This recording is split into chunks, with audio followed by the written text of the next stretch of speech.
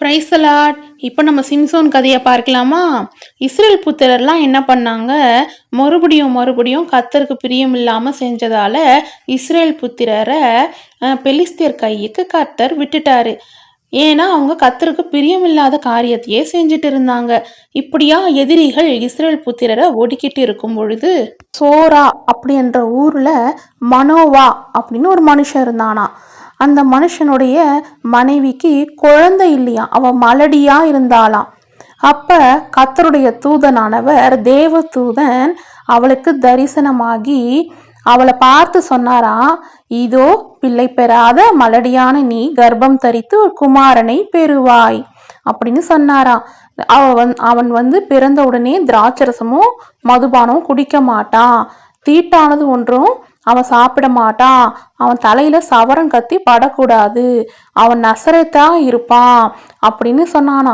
இஸ்ரேலுடைய ஜனங்களை பெலிஸ்தியரின் கைக்கு நீங்களாக்கி ரட்சிப்பான் அப்படின்னு சொல்லிட்டு அந்த பெண் கிட்ட தேவதூதன் சொன்னானா.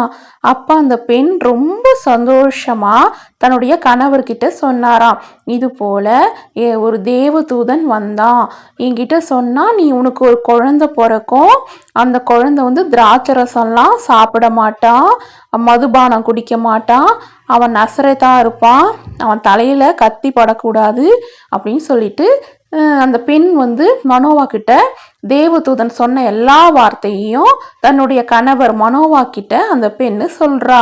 அதே மாதிரி அந்த பெண்ணுக்கு குழந்தை பிறக்குது. அந்த குழந்தை பேர் தான் சிம்சோன். அவனை கர்த்தர் ஆசீர்வதிச்சாரு. அவன் சோராவுக்கும் எஸ்தாவுக்கும் நடுவில் இருக்கிற தான் என்ற பள்ளத்தாக்குல இருக்கும் பொழுது கர்த்தருடைய ஆவியானவர் இவனை ஏவ தொடங்கினாரு.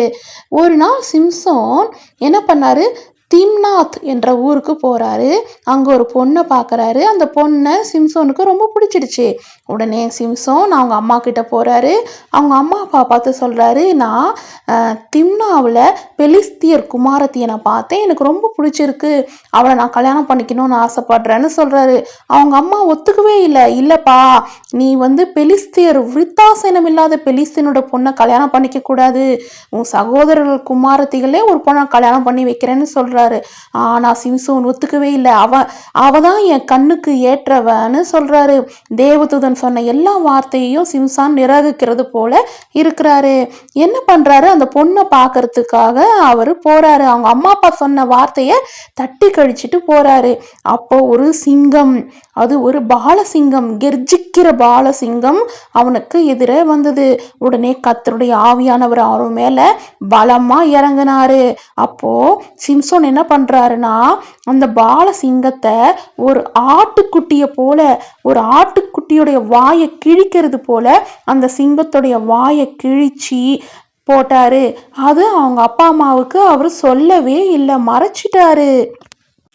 சிம்சோன் என்ன பண்ணுறாரு, அவளுக்கு பிடிச்ச பொண்ணை பார்த்துட்டு அவர் திரும்பி வரும் பொழுது, சரி நம்ம ஒரு சிங்கத்தை கொண்டு போட்டோமே, அது என்ன ஆச்சுன்னு பார்க்கலான்னு போகிறாரு. அந்த சிங்கம் இறந்து போயிருந்ததில்ல, அந்த சிங்கத்துடைய வாயில் தேன்.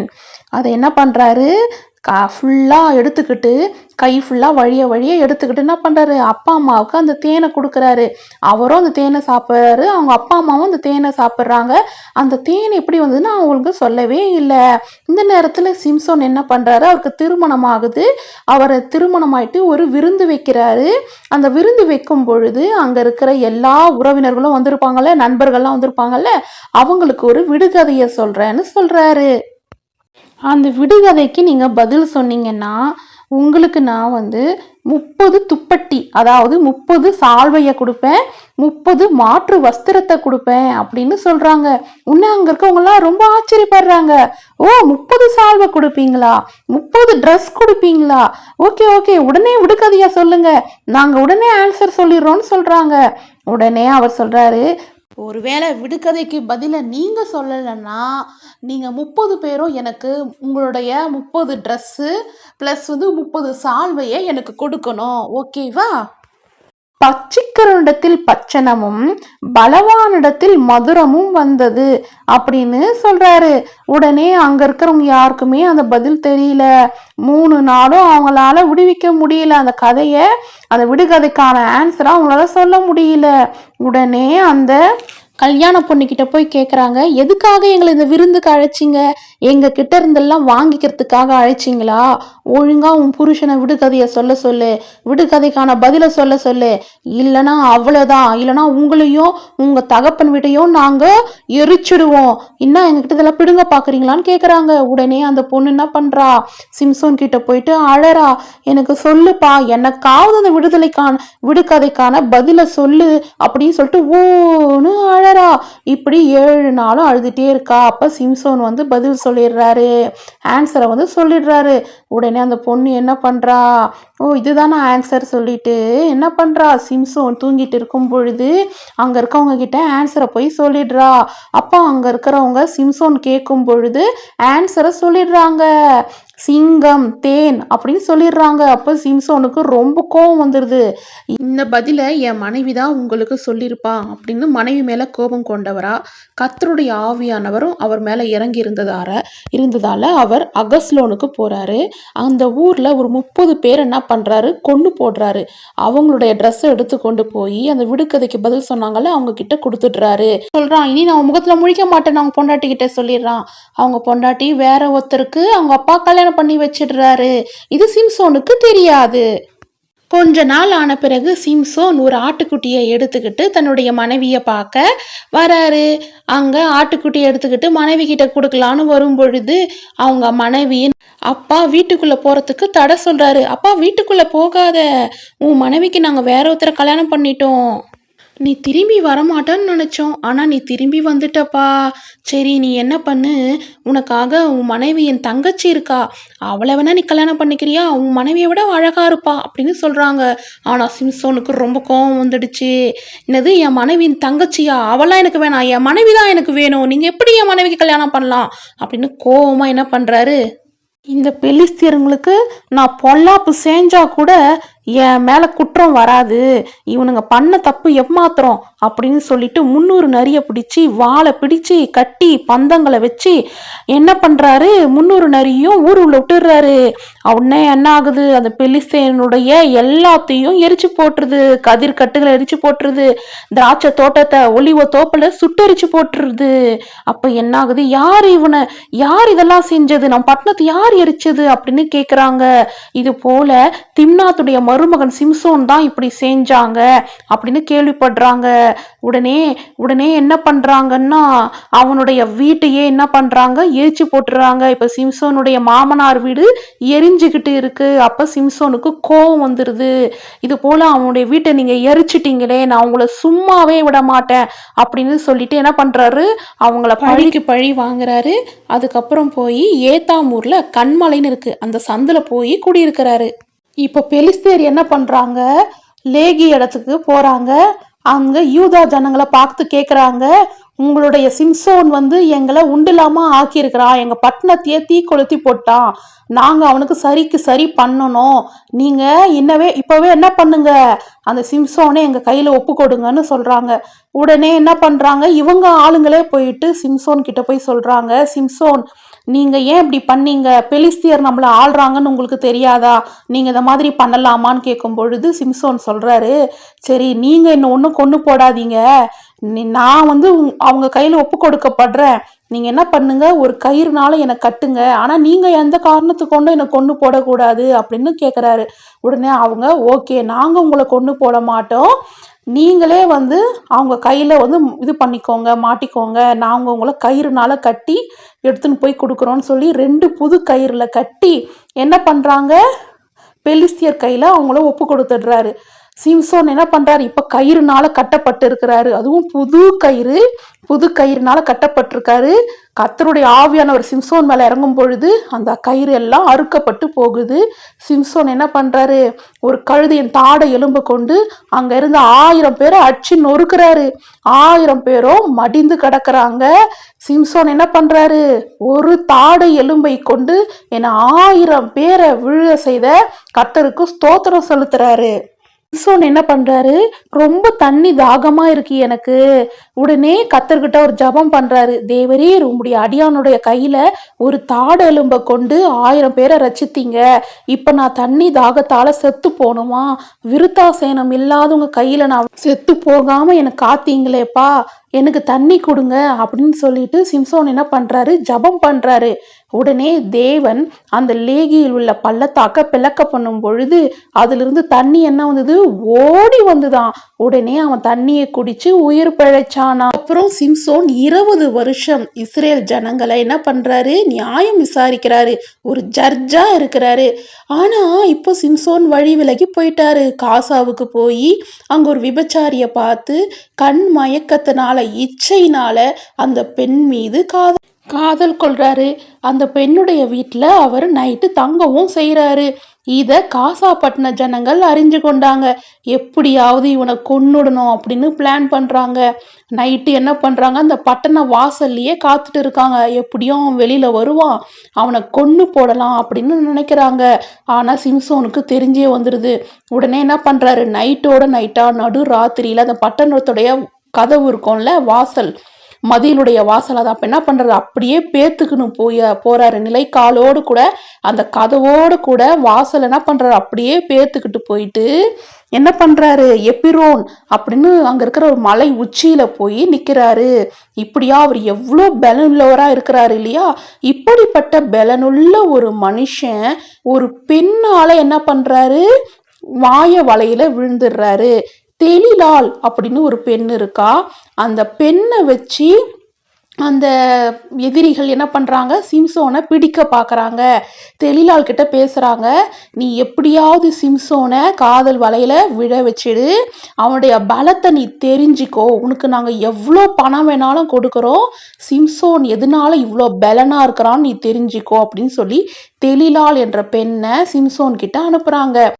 அவங்க சொன்ன மாதிரி தெளிலாலும் சிம்சோனை தன்னுடைய மாயமான அன்பை காட்டி அவனுடைய பலத்தை கேட்குறான். நீ எப்படி இவ்வளோ பலனா இருக்கிறன்னு எனக்கு சொல்லுன்னு அவன்கிட்ட கேள்வியை கேட்டுட்டே இருக்கா. சிம்சோன் என்ன பண்றாரு, அந்த பெண் என்ற வலையில விழுந்து சொல்றாரு, நீ என்ன பண்ணு, உலராத பச்சையான 7 ஆர்கானிக் நார் கயிறுகளால் என்னை கட்டினா நான் சாதாரண மனுஷனாயிடுவேன்றாரு. உடனே அவன் என்ன பண்ணுறா, பெலிஸ்தரின் அதிபதி கொடுக்குற உலராத பச்சையான 7 ஆர்கானிக் நார் கயிறுகளால் அவனை கட்டி போட்டுடுறா. அவன் உள்ள வீட்டில் இருக்கும் பொழுது, சிம்சோனே பெலிஸ்தர்கள் மேலே வந்துட்டாங்க, நீ எழுந்து அப்படின்னு சொன்ன உடனே அவன் என்ன பண்ணுறான், அந்த சணல் நூல்லாம் வந்து அப்படியே நெருப்பில் பட்ட நூல் மாதிரி அப்படியே அருந்து போயிடுச்சு. உடனே அவள் சொல்கிறா, நீ வந்து என்கிட்ட பொய் சொல்கிற, என்னை ஏமாத்துற, என்னை பரியாசம் பண்ணுற, எதனால என்கிட்ட பொய் சொல்கிற, உண்மையை சொல்லு அப்படின்னு அவள் கேட்குறா. அப்போ அவன் சொல்கிறாரு, சரி நீ என்ன பண்ணு, புது கயிறால் என்னை கட்டு, புது கயிறுனால என்னை இறுக கட்டினா சாதாரண மனுஷனாயிடுவேன் அப்படின்னு சொல்கிறாரு. உடனே தெளிலால் என்ன பண்ணுறா, புது கயிறை வாங்கி அவனை நல்லா இறுக கட்டிடுறா. இறுக கட்டிட்டு, சிம்சோனி பெலிஸ்தியர்கள்லாம் வந்துட்டாங்க அப்படின்னு சும்மாவே கத்துறா. உடனே அவன் என்ன பண்ணுறான், அந்த கயிறு எல்லாத்தையும் அப்படியே தன்னுடைய கையை வச்சு அப்படியே தள்ளும் பொழுது அந்த கயிறெல்லாம் நூலு மாதிரி அப்படியே அருந்து விழுந்துருது. உடனே தெளிலால் வந்து, நீ பொய் சொல்கிற, என்னை ஏமாத்துற, நீ எப்படி பலனுள்ளவனா இருக்க, எனக்கு சொல்லியே ஆகணும் அப்படின்னு சொல்கிறா. அப்போ சிம்சோன் சொல்கிறாரு, நீ என்ன பண்ணு, என்னுடைய தலைமுடி இருக்குல்ல, என்னோடய தலைமுடியில் வந்து 7 ஜடை இருக்குது, அந்த 7 ஜடையும் நெசவு நூல் பாவோட பின்னி விட்டுரு. அப்போ நான் என்னுடைய தலைமுடி வந்து மாட்டிக்கும், எதிரிகள் வந்தாலும் நான் சாதாரண மனுஷனாயிடுவேன் அப்படின்னு சொல்லிட்டு பொய் சொல்கிறாரு. உடனே அவள் என்ன பண்ணுறா, அதே மாதிரியே அவனுடைய முடியை எடுத்து நெசவு நூலுடைய பாவுடைய கூட மாட்டி, அதை தருது சேலைகள்லாம் இருக்கும் இல்லையா, சேலையை வந்து அதில் தான் நெய்வாங்க, ஓகேவா, அதை மாதிரி அதை எடுத்து முடியை எடுத்து 7 ஜடையில் வந்து அவன் மாட்டி விடுறா. அப்போ அவன் என்ன பண்ணுறான், தூங்கிட்டே இருக்கும் பொழுது அவள் சொல்கிறா, தெளிலால் சொல்கிறா, சிம்சோன் எழுந்துருங்க எழுந்துருங்க, எதிரிங்கெல்லாம் வந்துட்டாங்க அப்படின்னு சொல்கிறான். உடனே அவன் எழுந்திருக்கிறான். என்ன தெரியுமா, அந்த நெசவு நூல் பாவோடு கூட ஆணி எல்லாத்துலேயும் மாட்டியிருந்ததா, எல்லாத்தையும் அப்படியே பிச்சுக்குன்னு எழுந்து வரான். இல்லை வந்து நின்றுடுறான்.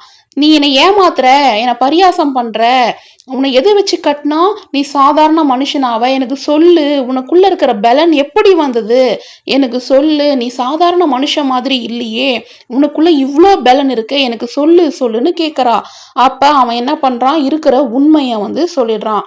நான் நசரேத்தா சின்ன குழந்தையா இருக்கும்போதே, தாயின் வயிற்றில் இருக்கும் பொழுதே குழந்தையா இருக்கும்போது நான் நசரேத்தா அழைக்கப்பட்டேன். என்னுடைய தலையில் இருக்கிற முடி தான் வந்து காரணம். என் தலையில் இருக்கிற முடியை வந்து வெட்டிட்டா நான் சாதாரண மனுஷனாக ஆயிடுவேன் அப்படின்னு சொல்லிட்டு அவன் உண்மையை சொல்லிடுறான்.